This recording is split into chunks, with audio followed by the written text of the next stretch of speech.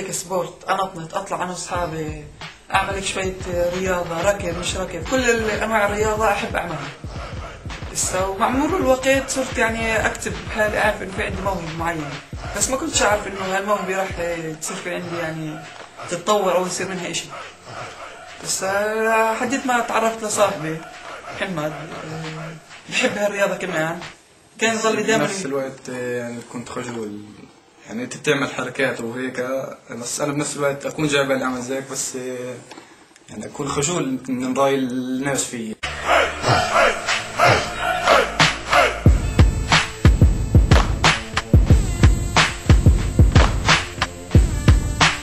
بعتبرها انا رياضه زي باقي الرياضه، انواع الرياضه، وبالعكس حتى كنت يعني اظن اطلع واعملها يعني من دون ما اعرف انه هي رياضه بحد ذاتها، ما كنتش اعرف انه هي رياضه اسمها الباركور.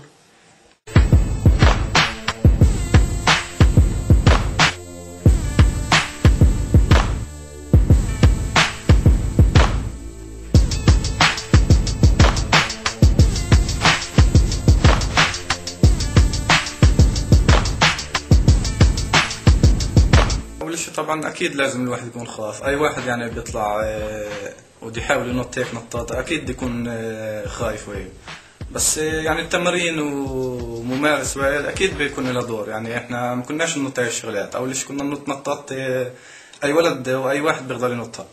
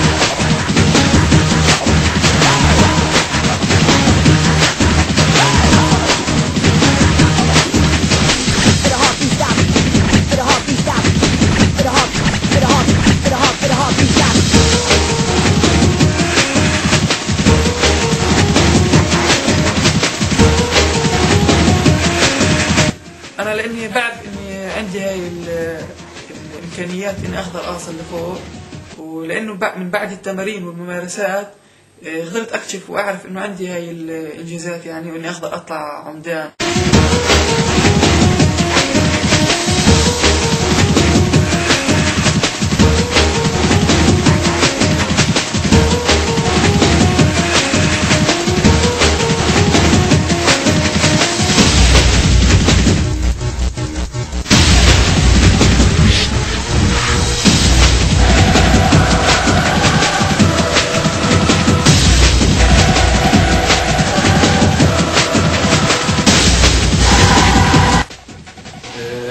الرياضة هي أكيد كيف شفتوا إنه خطير كثير، ومش أي واحد بيقدر يمارسها. طبعا إحنا ما بلشناش هيك يعني دوري، كنا نبلش من نقطة صغيرة كثير، يعني ننط من مسافات صغيرة، ما بلشناش ننط لقد خطورة.